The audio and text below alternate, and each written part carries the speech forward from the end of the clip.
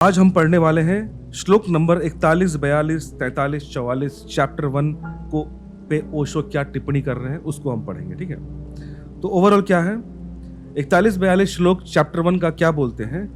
कृष्ण अर्जुन बोलता है, तथा हे कृष्ण, पाप के अधिक बढ़ जाने से कुल की स्त्रियां दूषित हो जाती हैं। कल हमने पढ़ा था ना कि जो अर्जुन क्या किए जा रहा है, बात को समझो। वो अलग अलग आर्गुमेंट कृष्ण को देते जाएगा, अलग अलग लॉजिक। कभी वो बोलता है कि नहीं नहीं नहीं, अपनों को मारना है, और माधव अगर तुम तीनों लोग का राजमहल भी दे दोगे तो मुझे कोई फर्क नहीं पड़ता, I don't care, I will not take it. कभी बोलता है कि माधव वो आतताई हैं, वो दुष्ट हैं, उनको मारना नहीं चाहिए, हम भी उनकी तरह बन जाए क्या। कभी बोलता है कि माधव मुझे कुछ ऐसा रीजन दो, ऐसा लॉजिक दो कि मैं अपनों को मार के भी वो राजपाट ले सकूं, मुझे वो वैलिड रीजन नहीं मिल रहा है। आप देख रहे हो अर्जुन के मन की दुविधा कि वो हर बार कुछ ना कुछ लॉजिक ढूंढ रहा है, वो एक रीजन ढूंढना चाहता है कि उस रीजन में वो उसका जो एक्ट है वो संतुष्ट हो सके। याद रखना, हमेशा हम ना अपने कार्य को जस्टिफाई करना चाहते हैं। अगर मैं यहाँ पे चोरी करूं और उसको जस्टिफाई करूं कि हाँ भाई समाज में बहुत ऊंच नीच है, मेरे पास ये नहीं है वो नहीं है, हर चीज अमीर आदमी के पास रहेगा क्या, मेरे पास मेरा भी हक है इस धरती के रिसोर्सेस पे, मुझे नहीं मिला तो मैं छीन के लूंगा, समझते हो, आंदोलनकारी बन जाऊंगा मैं और अपने इस काम को जस्टिफाई करूंगा। होता है ना ऐसा कि भाई वो तो यही लोग समाज में अत्याचार फैला कर रखा है, ये सेठ आदमी लोग, इनको मैं खत्म कर दूंगा। ये होता है ना, बहुत से लोग आंदोलनकारी बन जाते हैं, अपने अपने काम को जस्टिफाई कर देते हैं। तो अर्जुन यहाँ पे श्री कृष्ण से बार बार उस जस्टिफिकेशन को ढूंढने की कोशिश कर रहा है कि एक बार कृष्ण एक जस्टिफिकेशन दे दे मेरे को, बस खाली कि हाँ भाई अर्जुन ये रीजन है, ताकि तुम लड़ भी जाओ, अपने सगे संबंधियों को मार भी दो, अपने कुरु वंश के जितने लोग हैं उनका गला काट दो, तब भी तुमको लोग बोलेंगे कि नहीं नहीं अर्जुन ने धार्मिक काम ही किया था। क्यों? क्योंकि देखो ये रीजन था, और वो रीजन स्वयं श्री कृष्ण ने अर्जुन को दिया। तो बस वो उस रीजन के तलाश में है, इसलिए हर बार अलग अलग चीज दे रहा है। तो अर्जुन का सिर्फ एक ही है कि लड़ना है तो मुझको प्रॉपर रीजन दे दो माधव, कि मेरे धार्मिकता पे मुझे कोई अधर्मी ना कहे, और या फिर मैं लौट के जा रहा हूं, क्योंकि लोग मेरे को वैसे भी संत मानेंगे फिर कि मैंने हिंसा छोड़ दी। पर वो हिंसक नहीं हुआ है, हमने पिछले एपिसोड में देख लिया। तो अब यहाँ पे क्या आर्गुमेंट दे रहा है अर्जुन कि हे कृष्ण, पाप के अधिक बढ़ जाने से कुल की स्त्रियां दूषित हो जाती हैं, और हे वैष्णव, स्त्रियों के दूषित होने का वर्ण संकर उत्पन्न होता है। स्त्रियां दूषित जब हो जाए तो जो हमारी जो अगली जनरेशन है वो खराब हो जाती है। यह अर्जुन आर्गुमेंट दे रहा है। उसके बाद श्लोक नंबर 43-44 में वो बोलता है, और इन वर्ण संस्कर कारक दोषों से कुल घातियों मतलब कुल को बर्बाद करने वाले, कुल घातियों के सनातन कुल धर्म और जाति धर्म नष्ट हो जाते हैं। जो अनंत काल से हमारा कुल चले आ रहा है, हमारी जो जात चली आ रही है, वो खत्म हो जाएगा माधव। हे जनार्दन, नष्ट हुए कुल धर्म वाले मनुष्यों का अनंत काल तक नरक में वास होता है, ऐसा हमने सुना है। तो कृष्ण को अर्जुन अलग अलग जस्टिफिकेशन दिए जा रहा है कि माधव अगर मैंने ऐसा ऐसा किया तो भाई स्त्रियां जो हैं वो गलत रास्ते पे निकल जाएंगी हमारे परिवार की, और इस कारण से फिर क्या होगा, हमारा कुल का नाश हो जाएगा। और जब हमारा कुल का नाश हो जाएगा उससे क्या होगा, हमें नरक में जलना पड़ेगा, ऐसा मैंने सुना है। देखो लास्ट में उसने बोल दिया, ऐसा मैंने सुना है। अब इस पर ओशो क्या कहते हैं ये समझना कि इस आर्गुमेंट जो अर्जुन दे रहा है इस पे कितना दम है कितना नहीं है। ओशो कहते हैं, अर्जुन बहुत बहुत मार्गों से क्या क्या बुरा हो जाएगा युद्ध में उसकी खोजबीन कर रहा है। उसके मन में बहुत बहुत बुराइयां दिख पड़ रही हैं, अभी नहीं आगे भी संतति कैसी हो जाएगी, वर्ण कैसे विकृत हो जाएगा, सनातन धर्म कैसे नष्ट हो जाएगा, वह सब खोज रहा है। वो सारे के सारे रीजनिंग अर्जुन खोजे जा रहा है कि भाई कोई तो एक ऐसा रीजन मिल जाए जिस कारण से मैं भाग जाऊं पीछे, या फिर कोई ऐसा रीजन मिल जाए जिससे मैं लड़ जाऊं। तो अलग अलग आर्गुमेंट दिए जा रहा है। यह बहुत अजीब सा लगेगा कि उसे इन सब की चिंता क्यों है। सवाल यह है कि अचानक से इसकी चिंता क्यों हो गई। सवाल ये इसलिए बन रहा है, रीजन है कि जब वो कुरुक्षेत्र में लड़ने जब आया, जिस समय उसका ये विषाद चालू हुआ, उससे पहले की बात, जब वो लड़ने के मूड से आया था, उसने शंखनाद भी किया और कृष्ण को ये बोला भी कि चलो देखता हूं कौन आया है अर्जुन से लड़ने। उस समय तक वो तो रेडी था लड़ने के लिए ना, उस समय उसको विचार नहीं आया ये सब कि हाँ भाई स्त्रियां दूषित हो जाएंगी, ये हो जाएगा। उस समय तक विचार नहीं आया कि कुल का नाश हो जाएगा। उस समय तक विचार नहीं आया उसको नहीं पता था किससे लड़ने जा रहा है। अचानक से ये सारे के सारे पॉइंट्स उसके मन में क्यों आने शुरू हुए? ओशो कहते हैं कि लेकिन अगर हिरोशिमा के बाद बर्टराल्ड रसेल या पश्चिम के समस्त युद्ध विरोधी लोगों का साहित्य देखें तो हैरान होंगे। बर्टराल्ड रसेल के बारे में हमने देख लिया। बाय द वे बताता हूँ, बर्टराल्ड रसेल के बारे में ओशो ने ऑलरेडी एक्सप्लेन किया ना हमें कि वो नास्तिक था, पर धार्मिक नास्तिक था। वो ईश्वर को डिनाई नहीं किया उसने, पर वो उसे ईश्वर मिला नहीं, इसलिए वो ईश्वर को एक्सेप्ट नहीं कर रहा था। बर्टराल्ड का सीधा कहना था कि मुझे एक बार ईश्वर दिखा दो, मैं मान लूंगा। Bertrand Russell by the way he was an mathematician था। वो बंदा बहुत लॉजिशियन था, नोबेल प्राइज विनर भी है। आप इंटरनेट पे देखना कि ये बंदा कौन था। तो ओशो कहते हैं कि लेकिन अगर हिरोशिमा पे जापान पे जब बम गिराया गया, उसके एस्पेक्ट में ओशो कहते हैं कि लेकिन अगर हिरोशिमा के बाद बर्टराल्ड रसेल और पश्चिम के समस्त युद्ध विरोधी जो एंटी वॉर है लोगों का साहित्य देखें तो हैरान हो जाओगे। वे सभी यही कह रहे हैं, बच्चे विकृत हो जाएंगे, व्यवस्था नष्ट हो जाएगी, सभ्यता नष्ट हो जाएगी, धर्म खो जाएगा, संस्कृति खो जाएगी। जो अर्जुन को ख्याल आ रहा है वह ख्याल हिरोशिमा के बाद सारी दुनिया के शांतिवादी लोगों को आ रहा है। तो मतलब उस हिरोशिमा के एक्ट के बाद सभी पीस लवर को यही थॉट आया कि भाई इससे देखो क्या हुआ। जापान में हिरोशिमा नागासाकी में आपने बहुत सारे वीडियोस देखे होंगे कि किस तरह बच्चे क्रिपल्ड हो गए। आज भी वहां पे बोला जाता है कि बहुत से बच्चे डिफॉर्मिटीज के साथ पैदा होते हैं। तो आज तक मैंने ऑलमोस्ट 70-75 साल बाद भी, 80 साल बाद भी उसका इफेक्ट चल रहा है। तो ओशो यही कह रहे हैं कि आज उस हिरोशिमा पे जब बम ब्लास्ट हुआ उसके बाद बहुत सारे इंटेलेक्चुअल्स ने वेस्ट के जो एंटी वॉर हैं उनका ये कहना था कि ऐसा ऐसा हो जाएगा, पूरे के पूरे जीन्स वहां पे लोगों की खराब हो जाएगी, संस्कृति जो कल्चर है उस जगह का खत्म हो जाएगा। ये सारी बातें लोग कहते हैं। शांतिवादी कह रहा हूं। ओशो ने कहा एंटी वॉर मतलब शांतिवादी जो पीस चाहते हैं, शांतिवादी युद्ध से क्या क्या बुरा हो जाएगा उसकी तलाश में लगता है। जो भी एंटी वॉर होता है, आज के डेट में भी न्यूज चैनल पे देखना, जो लोग भी बोलेंगे ना कि नहीं वॉर नहीं होना चाहिए, उनका हमेशा यही सब आर्गुमेंट रहता है कि देखो इससे ये हो जाएगा, उससे ये हो जाएगा। मतलब उसका जो बैड इफेक्ट है उस पे वो लोग चर्चा करेंगे हमेशा कि इसलिए हमें लड़ना नहीं चाहिए क्योंकि इससे ये कॉन्सिक्वेंस होंगे। लेकिन उसकी सारी तलाश, जैसे मैंने कहा, उसके भीतर पलायन की वृत्ति पैदा हो रही है, उसके समर्थन में कारण खोजने की हो रही है। जो अर्जुन के बारे में ओशो कहते हैं कि अर्जुन का जो विचार चल रहा है वो सिर्फ ये है कि मैं कैसे भी कैसे का एक स्केपगोट निकालूं, एक लूप निकालूं, एक लूप होल निकालूं, एक बैकडोर निकालूं जिससे मैं एक रीजनिंग दे पाऊं कि बस इस कारण से मैं लड़ाई नहीं कर रहा। हम ओशो इसका लॉजिक देते हैं, उसको ध्यान से समझना। हम वही खोज लेते हैं जो हम करना चाहते हैं। ये लाइन जो है बहुत वैलिड है। हम वही खोज लेते हैं जो हम करना चाहते हैं, लेकिन दिखाई ऐसा पड़ता है कि जो होना चाहिए वही हम कर रहे हैं। हम वही खोज लेते हैं जो हम करना चाहते हैं। आप देखना, जो भी आपकी इच्छा रहेगी ना करने की, आप उसी टाइप के लोगों से मिलना जुलना शुरू कर दोगे। आप उसी टाइप के कल्चर में आप घुलने मिलने लगोगे। उसी टाइप का कंटेंट आप यूट्यूब पे देखने लगोगे। अगर आप गीता दर्शन या फिर गीता सुन रहे हो वीडियो पे, तो आपके मन में एक प्योरिटी है, एक जिज्ञासा आपके मन में आई है। याद रखना इस चीज को। आप कुछ ना कुछ तलाश रहे हो, इसलिए आप ये वीडियो, चाहे जो भी चीज आप कंटेंट इस टाइप का आप देख रहे हो, कंज्यूम कर रहे हो, उसका रीजन है क्योंकि आप उसी चीज को तलाश रहे हो। आपके पास ये नहीं पहुंच रहा। ऐसा मत सोचना कि अच्छा कायनात मुझे पहुंचा रही है, मेरे पास ये नहीं। आप में वो भूख जागी है, इस कारण से आप इसको ढूंढ पाए।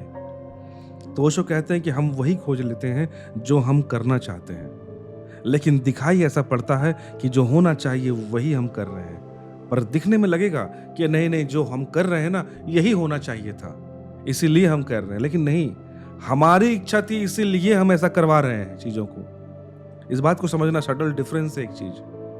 हम जो करना चाहते हैं हम उसकी ही दलील खोज लेते हैं, आर्गुमेंट खोज लेते हैं कि हाँ जो हम कर रहे हैं उसके पीछे रीजन क्या है।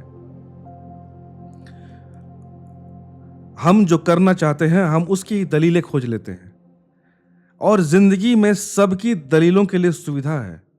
जो आदमी जो करना चाहता है उसके लिए पक्ष की सारी दलीलें खोज लेता हूं। याद रखना, जो हम करना चाहते हैं हम उसकी ही दलीलें खोज लेते हैं, हम रीजनिंग खोज लेते हैं जो हम करना चाहते हैं। और जिंदगी में सबकी दलीलों के लिए सुविधा है। सबकी दलीलों के लिए सुविधा है मतलब क्या, कि दुनिया में आप एक चीज देखना कि जितने भी लोग हैं सब ने अपने अपने कार्य को, जो वो काम कर रहा है, अच्छा बुरा वो बात की बात है, अच्छा बुरा रिलेटिव हो सकता है, एब्सोल्यूट हो सकता है, दैट इज डिफरेंट थिंग। लेकिन हम जो भी कर रहे हैं उसके पीछे हम कुछ ना कुछ रीजनिंग निकाल देंगे।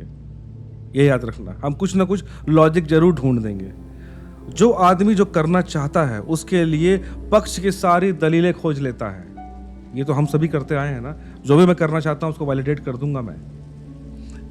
इस पे एक बात क्या बोलते हैं ओशो, एक आदमी ने अमेरिका में एक किताब लिखी कि 13 तारीख या 13 का आंकड़ा, 13 की संख्या खतरनाक है। ये तो हमने सबने सुना है ना कि 13 आपने अब सुना भी है कि नहीं कि 13 को नहीं करना यार। मैंने सुना है कि वेस्ट में कई जगह ऐसे होते हैं कि 13 नंबर बिल्डिंग में 13 फ्लोर नहीं होता, उसमें 13 नंबर रूम्स नहीं होते। ये तो मैंने सुना है अपने लाइफ में भी कि इतना ज़्यादा वो लोग डरे हुए हैं इस चीज़ से, 13 से। तो एक आदमी ने अमेरिका में किताब लिखी कि 13 तारीख या 13 का आंकड़ा, 13 की संख्या, 13 नंबर खतरनाक है।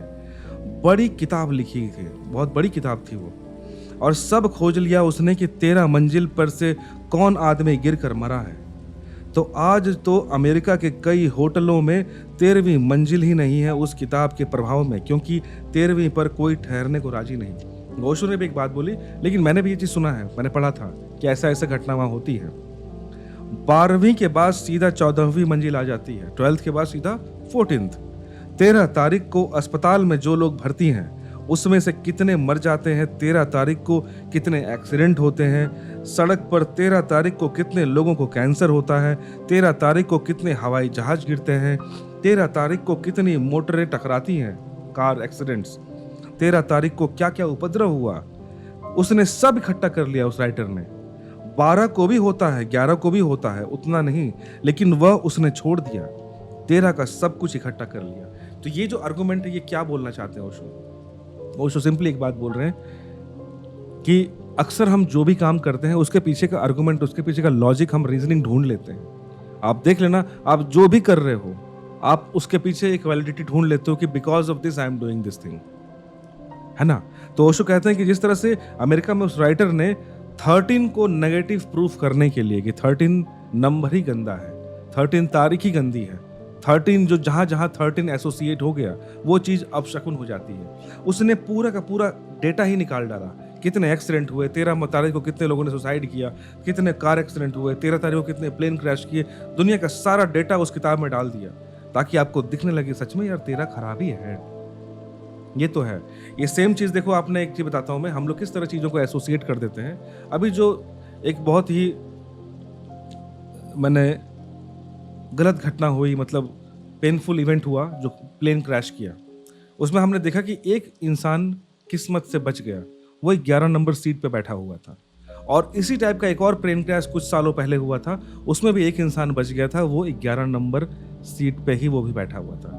अब ये जो दो इंसिडेंट हो गए, लोगों ने 11 नंबर को एसोसिएट कर दिया प्लेन में स्पेशली कि ये लकी नंबर है, यहाँ बच सकते हैं। और उसके बाद मैंने रिसेंटली कोई वीडियो देखा जिसमें लोग लड़ रहे हैं कि मुझे 11 पे बैठना है, मुझे 11 पे बैठना है। मैंने इवन ये भी लोगों को कहता सुना कि लोगों ने, प्लेन वालों ने 11 नंबर सीट का प्राइस बढ़ा दिया। आप समझ रहे हो कि किस तरह से हम एक रीजनिंग ढूंढ लेते हैं कि नहीं अभी 11 नंबर पे क्यों बैठना है, क्योंकि लकी है।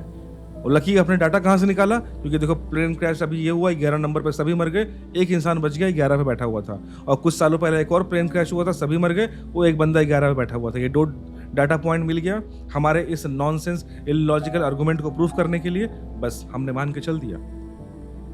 आप समझ रहे हो, पर हमने वो सारी चीजें भूल दिया कि उससे पहले भी और भी प्लेन क्रैश हुए हैं, उसमें भी 11 नंबर पे लोग बैठे हुए थे, और किस्मत से या फिर बैड लक से उसमें वो इंसान मर गया, उसको हम नहीं गिन रहे हैं। लेकिन यहाँ पे ऐसा हो गया। तो मतलब ओवरऑल मैं ये कहना चाह रहा हूँ, जो ओशो भी यहाँ बोल रहे हैं, कि हम लोग अक्सर वो रीजन ढूंढ लेते हैं अपने पॉइंट को वैलिडेट करने के लिए। कोई अगर 11 तारीख के खिलाफ हो तो वह 11 तारीख के लिए अच्छा, ये 11 तो यहाँ भी 11 ही आ गया। कोई अगर 11 तारीख के खिलाफ हो तो वह 11 तारीख के लिए वह सब इकट्ठा कर लेगा। अगर कोई 13 तारीख के पक्ष में हो तो वह 13 तारीख को बच्चे भी पैदा होते हैं। 13 तारीख को हवाई जहाज नहीं भी गिरते। 13 तारीख को अच्छी घटनाएं भी घटती हैं, विवाह भी होते हैं। 13 तारीख को मित्रता भी बनती है। 13 तारीख को विजय उत्सव भी होते हैं। 13 तारीख को सब अच्छा भी होता है। आदमी का चित्त उसे खोज लेता है जो वो चाहता है। ये पॉइंट भी बिल्कुल सही है कि अगर कोई चाहेगा कि 13 तारीख को मैं लकी प्रूफ कर दूं तो वो बहुत सारे आर्गुमेंट वो निकाल दिया कि देखो 13 को ये अच्छा हुआ, 13 को ये अच्छा हुआ, 13 तारीख को ये अच्छा हुआ, 13 को ये अच्छा हुआ, 13 में फ्लोर नंबर 13 में मैंने जो फ्लैट लिया था वो 13 नंबर था, मेरे लिए लकी हो गया, मेरे लिए बिजनेस चल गया, मेरा बेटा 13 को पैदा हुआ था, देखो वो कितना सक्सेसफुल है। बहुत चीजें बोल सकते हैं ना आप। तो ओवरऑल मुझे जो प्रूफ करना है, जो मुझे चाहिए, हम उसके लिए आर्गुमेंट, उसके लिए लॉजिक ढूंढ लेते हैं। ये इंसानी फितरत है, उसी के बारे में ओशो कह रहे हैं। अब इससे अर्जुन का क्या वास्ता वो हम देखते हैं। अभी वो पलायन चाहता है अर्जुन, अभी वो भागना चाहता है, तो वह यह सब कुछ खोज रहा है कि एक रीजनिंग मुझे निकाल देता हूं, मैं प्रूफ कर देता हूं कि why should I escape this war. कल तक उसने यह बात नहीं कही थी कभी भी।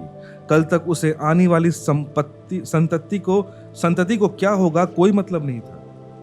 इससे पहले, इस युद्ध से पहले कभी उसने नहीं सोचा, कभी इतनी बड़ी बड़ी बातें नहीं की कि भाई हमारा कुल नष्ट हो जाएगा, ये नष्ट हो जाएगा। जब वो जुआ खेल रहा था वहां पर बैठकर, उस समय उसके दिमाग में ये सब नहीं आया, वो सब बातें। युद्ध के आखिरी क्षण तक उसे कभी इन बातों का ख्याल नहीं आया। मैंने कहा ना अभी ये बात कि ये सारी बातें कौरवों और पांडवों के सेना के बीच में खड़ा होकर उसके मन में आ रही है। वो तो युद्ध करने आया था कुरुक्षेत्र में, उस समय तो ये थॉट उसके मन में नहीं आया कि भाई वहां भी तो लोग मारने ही जा रहा हूं मैं। जब अपने रथ की तैयारी कर रहा होगा, अपने कवच वगैरह पहन रहा होगा निकलने के लिए कि हाँ भाई जाना है, आज बिगुल फूकेगा, आज लड़ना है, उस समय उसके मन में थॉट नहीं आया। क्यों नहीं आया भाई? उस समय उसके कुल के बारे में नहीं पता था क्या? सनातन धर्म के बारे में नहीं पता था क्या उसको? स्त्रियां विधवा हो जाएंगी, ये सब नहीं पता था क्या उसको? तो कभी इन सब बातों का ख्याल नहीं आया। आज सब ख्याल आ रहा है। मतलब जिस समय अर्जुन इस समय रो रहा है, विषाद में है, आज उसके मन को पलायन पकड़ रहा है, तो वह सब दलीलें खोज रहा है अर्जुन, सारे आर्गुमेंट, वो रीजन ढूंढना चाहता है। अब यह बड़े मजे की बात है कि कुल मामला इतना है कि वह अपनों को मारने से भयभीत हो रहा है, लेकिन दलीलें बहुत दूसरी खोज रहा है। वो मेन भयभीत है अपनों को मारने का, लेकिन वो बस रीजनिंग ढूंढा जा रहा है कि मैं क्यों नहीं लड़ रहा हूं। अलग अलग लॉजिक कृष्ण को अर्जुन दिए जा रहा है। वह सब दलीलें खोज रहा है। मामला कुल इतना है कि वह ममत्व से पीड़ित है, मोह से पीड़ित है, अपनों को मारने की हिम्मत नहीं जुटा पा रहा। इतनी सी बात है, लेकिन इसके आसपास वह बड़ा जाल फिलॉसफी खड़ा कर रहा है। अपने ममत्व में, क्यों ममता में पड़ गया है, ये बात उसने एक बार बोली है, उसके बाद वो अलग अलग रीजनिंग, अलग अलग लॉजिक सिर्फ दिए जा रहा है, नथिंग एल्स। बड़ी बड़ी फिलोसफिकल बातें किए जा रहा है, इसके अलावा कुछ नहीं कर रहा वो। तो ओशो कहते हैं कि ये बात जो है ना, ये एक्टिविटी, ये थॉट, ये नेचर हम सभी का है, हम भी यही करते हैं। छोटी सी बात जो होती है, अक्सर ऐसा होता है कि वह बात हम छोड़ ही देते हैं जो होती है। उसके आसपास जो जाल हम खड़ा करते हैं वो बहुत दूसरा होता है। तो ओशो ने एक बात बोली यहाँ पे, जो हम सभी करते हैं इस बात को, कि भाई जो चीज़ हमारे मन में है, हम उसको मन में तो रखते हैं, लेकिन उस चीज़ को करने के लिए या फिर न करने के लिए हम जो आर्गुमेंट देना शुरू करते हैं, हम जो पॉइंट्स निकालने शुरू करते हैं, वो उस मेन पॉइंट, जिस चीज़ के बारे में बात हो रही है, उससे बहुत दूर होगी। पर हम बस अलग अलग फिलॉसफी, अपने थॉट्स निकालते जाएंगे और कुछ नहीं करते हम। बस सिर्फ अपना जो काम है, जो मैं कर रहा हूं या नहीं कर रहा हूं, इसको प्रूफ करने के लिए उसके सराउंड में एक जाल बिछाते हैं, ताकि बस वो प्रूफ हो जाए, एक वैलिडिटी मिल जाए मुझको सोसाइटी से, जिससे भी वैलिडिटी हम चाहते हैं। यहाँ पे अर्जुन कृष्ण से वैलिडिटी चाहता है एट दैट मोमेंट, ताकि बाद में वो दुनिया को भी दिखा सके कि देखो मैंने जो किया वो वैलिड काम किया है। वहाँ अर्जुन कृष्ण से वैलिडिटी चाहता है। हम भी सोसाइटी में किसी न किसी से वैलिडिटी चाह रहे हैं कि मैं, अच्छा कॉलेज में प्रोफेसर ने पूछा कि ये क्यों नहीं हुआ, असाइनमेंट पूरा क्यों नहीं हुआ, सर ऐसी बात थी कि ये था वो था, घर में ये दिक्कत थी वो थी, बहुत ज़िंदगी में बहुत तड़प रहा हूँ, बहुत घर में टेंशन चल रहा है, ये चल रहा है वो चल रहा है। हम लोग हजारों बातें निकाल देंगे, उस असाइनमेंट से कोई मतलब नहीं था उस चीज़ का। फिर भी हमने अपने आप को जस्टिफाई करने के लिए कि हाँ मैंने वो काम क्यों नहीं किया, उसको स्ट्रेट फॉरवर्ड सही आंसर हम सही बात नहीं बोल सकते, उतनी हिम्मत हम में नहीं होती। तो हम उसके अराउंड बहुत सारे लॉजिक क्रिएट करते हैं उसको जस्टिफाई करने के लिए कि हमने वो प्रोजेक्ट क्यों नहीं किया। आप देखना हम अक्सर यही काम करते आए हैं। जो मेन काम हम कर रहे हैं, या फिर जिस तरह और कोई पूछा जाए कि भाई तुम ये काम क्यों कर रहे हो, ये नहीं करना चाहिए, तुमको गलत काम है, अब उस चीज को हम क्यों कर रहे हैं, इसके लिए भी हम चारों ओर सराउंडिंग में कोई ना कोई लॉजिक क्रिएट करते रहते हैं। एक आदमी को किसी को मारना है तो वो बहाने खोज लेता है, एक आदमी को क्रोध करना है तो वो बहाने खोज लेता है, एक आदमी को भागना है तो वो बहाने खोज लेता है। आदमी को जो करना है वो पहले आता है और बहाने खोजना पीछे आता है। मतलब जो भी करना चाहता है वो डिसाइड कर चुका है कि मुझे गुस्सा करना है, उसके बाद वो उसके पीछे का लॉजिक ढूंढना शुरू करता है कि मैं क्या उसके पीछे का जस्टिफिकेशन दूं। वो इंसान ऐसा मूड खराब कर दिया मेरा, इसीलिए मैं गुस्सा हो गया हूं। नहीं, आपको गुस्सा करना था, आपने बाद में उस इंसान पे थोप दिया। आप देखना रोड पे भी, आप जब रोड रेज होता है ना, आपस में बहस होती है, आपसे ही मेरा अपना पर्सनल एग्जांपल भी है और आप भी इसको फील करोगे कि आपने रोड में कई बार आपका बहस हुआ होगा किसी न किसी से, चाहे गाड़ी में, बाइक पे, टकराने पे। पर आप एक चीज और नोटिस करना, हर बार आप नहीं बहस करते हो। रोड पे, रोड रेज में बहुत बार ऐसे टाइम आया होगा कि आपको लगे कि मैं इस पे चिल्लाऊं, गुस्सा करूं, तो आप देखना कभी कभी ये चिल्लाते हो, आप हर बार नहीं चिल्लाते हो। और जिस दिन चिल्लाए हो आप उस दिन याद करना आपका मूड पहले से ही, आपने किसी चीज पे, आपका मूड अपसेट है, आप बस वेट कर रहे हो गुस्सा करने का, आपको रोड पे वो निकल गया। और जिस दिन ऐसा भी दिन आया है कि आपको गाड़ी किसी टकरा गई पर आपने स्माइल करके ओके दादा ठीक है चलते हैं कोई बात नहीं, आप ये बोल के भी निकल गए हो, आप वहां चिल्लाए नहीं, क्योंकि आपको जरूरत नहीं थी चिल्लाने की, आपके मन में गुस्सा था ही नहीं, तो आपको निकालने के लिए कोई रीजन ढूंढने की जरूरत नहीं है। एटलीस्ट मेरे साथ तो ये हुआ है, आप देखिए आपके साथ ये हुआ है कि नहीं, पर होता है, ध्यान से देखिएगा। वह कृष्ण देख रहे हैं और हंस रहे हैं। तो ये जो सारी की सारी बातें अर्जुन किए जा रहा है, ओशो कहते हैं कि वो कृष्ण देख रहे हैं उसको और हंस रहे हैं कि बेटा समझ में आ रहा है तुम क्या कर रहे हो, तुम जो सारे के सारे जो चालबाजियां दिखा रहे हो मुझे सब दिखता है। समझ रहे हैं कि ये सब जो दलीलें दे रहा है, ये चालबाजी की दलीलें हैं, ये दलीलें वास्तविक नहीं है, ये सही नहीं है, यह उसकी अपनी दृष्टि नहीं है, किसकी, अर्जुन की, क्योंकि उसने अभी आज तक किसी को मारते वक्त नहीं सोचा ऐसा जो आज सोच रहा है, जो आज आर्गुमेंट दे रहा है। अर्जुन ने पहले भी युद्ध लड़े हैं, महाभारत से पहले भी लड़े होंगे, उससे पहले भी लोगों को मारा है, उससे पहले तो कभी आपने ये सब सोचा नहीं अर्जुन। इसलिए कृष्ण हंस रहे हैं कि जो सारी बड़ी बड़ी बातें जो तुम बोल रहे हो, इससे पहले तो तुमने मारने से पहले कभी नहीं की, कोई ऐसा पहला मौका नहीं कि वो मार रहा है। वो निशांत योद्धा है अर्जुन, मारना ही उसका जिंदगी भर का अनुभव और कुशलता है, मारना ही उसका बल है, तलवार ही उसका हाथ है, धनुष्वाण ही उसकी आत्मा है। ये अर्जुन की बात कर रहे हैं ओशो। ऐसा आदमी नहीं है कि कोई तराजू पकड़े बैठा हो और अचानक युद्ध पर आकर लाकर खड़ा कर दिया हो, कि मतलब ऐसा नहीं है कि भाई किसी दुकान में बैठा हो, हर रोज तराजू में आलू नापता हो, अचानक से उस पर युद्ध थोप दिया कि भाई आज तुम बंदूक पकड़ लो। ऐसा नहीं है वो, उसके बचपन से सारी ट्रेनिंग ही लड़ाई की हुई है और इसके अलावा उसने कुछ नहीं किया है। इसलिए उसकी बातों पर कृष्ण जरूर हंस रहे होंगे, वे जरूर देख रहे होंगे कि आदमी कितना चालाक है, ये आदमी कितना चालाक है, इसके बारे में वो जरूर सोच रहे होंगे। तो अब इस चीज को समझो कि ओशो वहां पे क्या बताना चाह रहे हैं कि अर्जुन जो बार बार आर्गुमेंट दिए जा रहा है, हम इंसानों की फितरत को ही, एक बात समझना दोस्त, ये जो अर्जुन को बार बार हमें क्यों कहा गया कि हम इंसानों में अर्जुन ही है और उस अर्जुन में हम जैसा इंसान ही था बैठा हुआ, इस चीज को इतना एम्फसाइज क्यों किया जाता है इस टॉपिक पे, वो इसीलिए कि अर्जुन जो भी कर रहा था ना उस वक्त, वो सारे के सारे चीजें हम भी करते हैं, हम भी डे टू डे लाइफ में वही सारे काम करते हैं और कुछ नहीं। हम भी अलग अलग आर्गुमेंट ही ढूंढते रहते हैं अपने बात को, अपनी चीजों को प्रूफ करने के लिए, अपने आप को सही ठहराने के लिए, अपने कृत्य को, अपने कर्म को जो हम कर रहे हैं या नहीं कर रहे हैं उसको जस्टिफाई करने के लिए हम भी वैसे ही आर्गुमेंट ढूंढ निकालते हैं। और सामने वाला कितना भी बोलते रहे कि तुम गलत हो या सही हो, हम उसको प्रूफ कर देंगे कि नहीं, हम जो कर रहे हैं वही सही है और इसके पीछे ये रीजनिंग है। उसके पीछे बहुत सारा एग्जाम्पल ओशो ने दिया, जिस तरह 13 नंबर के लिए बताया, इस तरह मैंने वो 11 नंबर फ्लाइट के बारे में बताया आपको, सीट का। तो ओशो कहते हैं सब आदमी चालाक हैं, जो कारण होता है उसे हम भुलाते हैं और जो कारण नहीं है उसके लिए हम दलीलें इकट्ठा करते हैं, और अक्सर ऐसा होता है कि खुद को ही दलीलें देकर हम समझा लेते हैं और मूल कारण छूट जाता है। तो ओवरऑल हम उस आर्गुमेंट के जाल में दूसरों को तो फंसाते ही हैं, खुद भी कन्विंस हो जाते हैं उस चीज से कि हाँ जो मैं कर रहा हूं बिल्कुल सही है और ये जो दलीलें हैं बिल्कुल वैलिड हैं। लेकिन कृष्ण चाहेंगे कि उसे मूल कारण ख्याल में आ जाए, किसे? अर्जुन को, क्योंकि मूल कारण अगर ख्याल में हो तो समझ पैदा हो सकती है, और अगर मूल कारण छिपा दिया जाए और दूसरे फॉल्स रीजंस, झूठे कारण इकट्ठे कर लिए जाए तब मुश्किल है। इसलिए अर्जुन को रियल रीजन कि उसे क्यों लड़ना चाहिए, उसे युद्ध भूमि पे क्यों खड़े रहना चाहिए, तो कृष्ण चाहते हैं कि उसको वो रियल रीजन पता हो जाए, उससे वो ना भागे। अर्जुन को क्या मतलब है आगे क्या होगा, अब इस बात को समझना। क्या मतलब है कि उसको आगे क्या होगा इस युद्ध के बाद? धर्म की उसे कब चिंता थी? धर्म विनिष्ट हो जाएगा ऐसा उसने कभी नहीं सोचा था इससे पहले।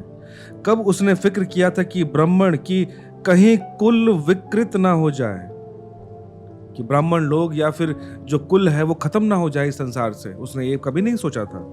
कब उसने फिक्र की थी इन सब बातों की, कि कब उसने चिंता की थी? कभी नहीं। आज अचानक सब चिंताएं उसके मन पर उतर आई है। यह समझने जैसा है कि ये सारी चिंताएं क्यों उतर रही हैं, क्योंकि वह भागना चाहता है। भागना चाहता है तो ऐसा नहीं दिखाएगा कि कायर है, वो अपनी कायरता को छुपाने के लिए सारे के सारे आर्गुमेंट दिखा रहा है।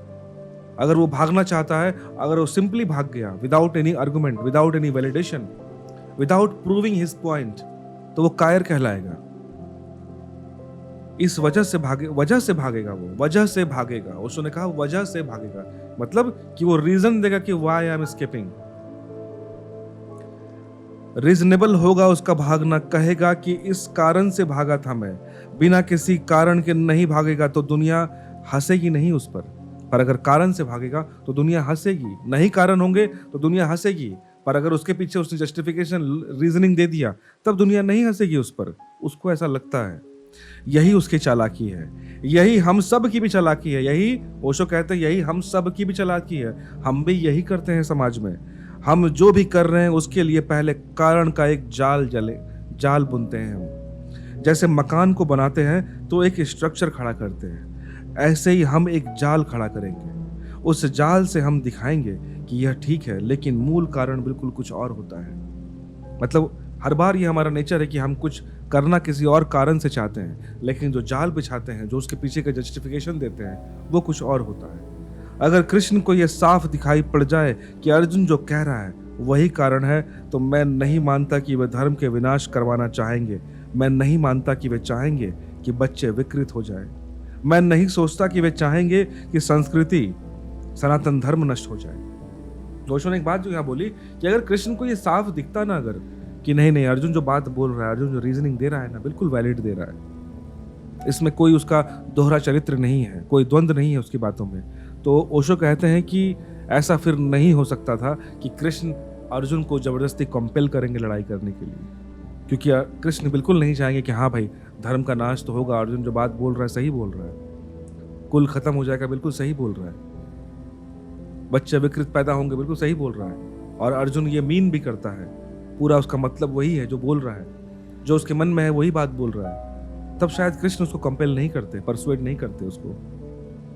लेकिन कारण ये नहीं है, ये फॉल्स सब्स्टिट्यूट है, ये झूठे परिपूरक कारण है। इसलिए कृष्ण इनको गिराने की कोशिश करेंगे, ये सारे के सारे आर्गुमेंट को तोड़ देंगे श्री कृष्ण, इनको काटने की कोशिश करेंगे, वे अर्जुन को वहां लाएंगे जहां मूल कारण है। तो ओशो सिंपली कहते हैं कि अर्जुन जिस मूल कारण को जस्टिफाई करने के लिए अलग अलग बातें कृष्ण को कहे जा रहा है ना, श्री कृष्ण उन सभी बातों को तोड़ेंगे, नष्ट कर देंगे और अर्जुन को पकड़ के उस मूल कारण पे लेके आएंगे जिस कारण से अर्जुन भागना चाह रहा है, जिस कारण से अर्जुन नहीं लड़ना चाह रहा। क्योंकि मूल कारण से लड़ा जा सकता है, लेकिन झूठे कारणों से लड़ा नहीं जा सकता, और इसलिए हम मूल को छिपा लेते हैं और झूठे कारणों में जीते हैं। ये जो चीज है ना, जैसे कहा जाता है ना एक बात कि तुम सोए को जगा सकते हो, अगर तुम लिटरली सो रहे हो तो मैं शायद तुमको जगा दूं, पर अगर तुम सोने का नाटक कर रहे हो तो मैं तुम्हें जगा नहीं पाऊंगा। कहते हैं ना ये चीजें। तो ओशो यहाँ पे यही कहते हैं कि अगर तुम्हारा जो लड़ाई है, जो तुम्हारा रीजनिंग है, अगर तुम मूल चीज पे आओ कि इस कारण से मैं नहीं कर रहा हूं, then I can give you solution. पर अगर तुमने उस मूल कारण को छिपाने के लिए, जो भी तुम्हारे मन में बात चल रही है, उसको हटाया, तुमने उसको छुपा दिया, उसको कोने में कहीं सटा दिया है, और तुम क्या कर रहे हो, अलग अलग आर्गुमेंट ढूंढ दिया उसको डिफेंड करने के लिए, तब उसको तुम तोड़ नहीं सकते। जैसे मैं एग्जांपल देता हूँ सिंपली, हम न्यूज चैनल वगैरह में देखते हैं ना कि आपको दिख रहा है कि कोई ऐसे बाहरी ताकत है जो हिंदुस्तान को खत्म करना चाहती है, बर्बाद करना चाहती है, उसका मूल उद्देश्य वो है, पर वो अलग अलग तरीके से हमारे देश पर अटैक करते हैं, अलग अलग तरीके से, अलग अलग एजेंसी के द्वारा, अलग अलग एनजीओ के द्वारा, जो अलग अलग चीजें हमें दिखेगा कि नहीं कर तो मैं ये रहा हूं, लेकिन उनका मूल उद्देश्य कुछ और है।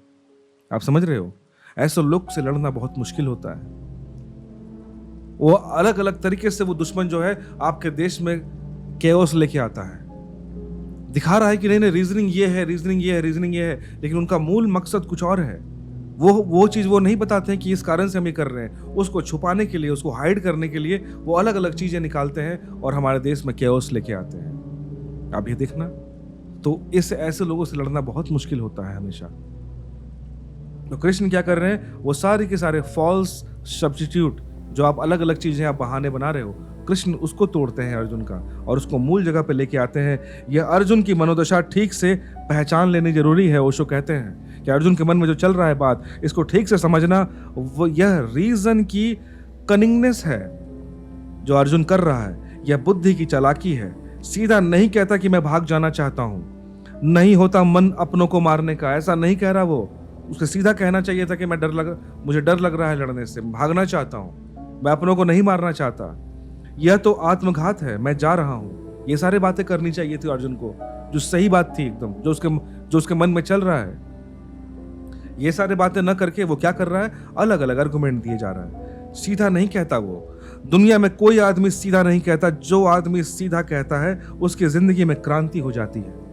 याद देखना, जो लोग स्ट्रेट फॉरवर्ड होते हैं ना, कम से कम वो हो सकता है कि आपको हर्ट कर दें, या फिर बहुत से लोग उससे हर्ट हो जाते हैं क्योंकि बहुत स्ट्रेट फॉरवर्ड है वो बंदा ना। लेकिन अक्सर देखना कि उनके लाइफ में टेंशन कम होता है, क्योंकि वो फालतू में इधर उधर की बातें नहीं होता है, जो गॉसिप टाइप की, वो नहीं करते वो लोग। स्ट्रेट फॉरवर्ड है, भाई ऐसा है तो ऐसा है, मैं इस चीज को मानता हूँ, दैट्स ऑल। जो इर्छी तिरछी बात करता है उसकी जिंदगी में कभी क्रांति नहीं होती। वह जिसको कहते हैं कि झाड़ी के आसपास पीटना, बीटिंग अराउंड द बुश जिसको कहते हैं, बस ऐसे ही वह पीटेगा पूरे वक्त, झाड़ी बचाएगा, आसपास पिटाई करेगा। बुशिंग अराउंड द बुश का मतलब क्या होता है कि होता है ना, जैसे मानते हैं आपको किसी ने बोला कि ये मेरा गार्डन है, साफ करो इसको, तो जहां जो मेन झाड़ी थी, जहां पे जो मेन छोटे मोटे पौधे थे, आपने उसको छोड़ दिया और आप जो पूरा का पूरा लाठी चला रहे हो, हंसुआ चला रहे हो उसके आसपास, तो इसे भी कहते हैं बीटिंग अराउंड द बुश। जो मेन चीज है आप उस पर अटैक ना करके उसके सराउंडिंग पे अटैक कर रहे हो, तो उससे प्रॉब्लम सॉल्व नहीं होता है। इसलिए ये कहावत ये यूज किया जाता है कि बीटिंग अराउंड द बुश। तो ओशो यही कह रहे हैं कि जो अर्जुन है वो बीटिंग अराउंड द बुश वाला काम कर रहा है, वो मेन चीज पे नहीं आ रहा है, आसपास नाचे जा रहा है। अपने को बचाएगा और हजार हजार कारण खोजेगा। वो सिर्फ अर्जुन अपने आप को बचाना चाहता है। किस सेंस में, कि मेरी ख्याति ना खराब हो, मैं अधार्मिक ना कहला जाऊं। तो इस चीज को वो बचाना खुद को चाहता है, लेकिन आर्गुमेंट दे रहा है कि नहीं, मुझे कुल की रक्षा करनी है, सनातन धर्म की रक्षा करनी है, ये करना है, स्त्रियों की रक्षा करना है, फलना करना है, ढिमका करना है, सारी चीजें बोले जा रहा है। लेकिन अर्जुन जो भूल रहा था कि वो किसके सामने बात कर रहा है। छोटी सी बात है, सीधी उसकी हिम्मत खो रही है, ममत्व के साथ हिम्मत जा रही है, हिम्मत खो रही है। अच्छा एक बात समझो, यहाँ पे ऐसा नहीं बोला ओशो ने कि अर्जुन कायर हो गया है, नपुंसक हो गया, ये बात नहीं बोली जा रही है। बहुत लोग गुस्सा हो जाते हैं कि अर्जुन को ऐसे बोल दिया, कायर बोल दिया। नहीं, वो कायर नहीं है, वो ममत्व में टूट रहा है। वो उसके हाथ पकड़ कमजोर हो गया, उसका मुट्ठी ढीला पड़ गया है, पर वो इस बात को अर्जुन एक्सेप्ट नहीं कर पा रहा है और उस चीज को, उस पॉइंट को वो डायरेक्टली बोल नहीं पा रहा। उतनी सीधी बात नहीं कहेगा और सारी बातें इकट्ठी कर रहा है। सादी सिंपल सी बात है कि उसको बोलना चाहिए कि मेरा हिम्मत खो रहा है माधव, ममत्व में टूट रहा हूं मैं, ममता में जकड़ा जा रहा हूं, नहीं मार सकता मैं इनको, सगे संबंधियों को। ये बात नहीं कह रहा अर्जुन, और इधर उधर की बातें किए जा रहा है। उसके कारण सुनने और समझने जैसे हैं। हमारा चित्त भी ऐसा ही करता है, इसलिए समझना उपयोगी है। तो ओशो ने फाइनली एक बात बोली कि हमारा चित्त भी ऐसा ही है, हम भी ऐसा ही करते हैं। हम भी अक्सर जो मेन चीज़ होता है हम उसके लिए, आप देखना ना, एक चीज़ समझो इसको, अपना एक एक्सपीरियंस बोलता हूँ मैं, ज़रूरी नहीं कि हर चीज़ मैंने किया है, मैं लोगों को ऑब्जर्व भी करता रहता हूँ। तो मैं देखता हूँ लोगों को कई बार ना, जहाँ पे इमोशंस की बातें होती है ना, हम स्ट्रेट फॉरवर्ड बोल नहीं पाते, हम राउंड अराउंड बोलेंगे। देखना एक चीज़ होता है ना घर में भी, कि जो चीज़ मुझे स्ट्रेट फॉरवर्ड बोलना चाहिए, हमारी ज़ुबान लड़खड़ा जाती है बोलने में, या तो हमें लगता है कि हम कमज़ोर प्रूफ हो जाएंगे। हम देखना अक्सर कभी बोल नहीं पाते कि मुझे डर लग रहा है। हम बहुत चीज़ें आर्गूमेंट देंगे, नहीं यार देखो ना मेरा मूड ठीक नहीं लग रहा है, मुझे लग रहा है ना ये नहीं करना चाहिए, ये सही नहीं लग रहा है, ये लॉजिकल नहीं लग रहा, अलग अलग चीज़ें हैं। कोर में है डर, हम डर नहीं बोल पाते हैं क्योंकि हमें लगता है कि डर बोल दिया तो क्या बोल दूंगा मैं।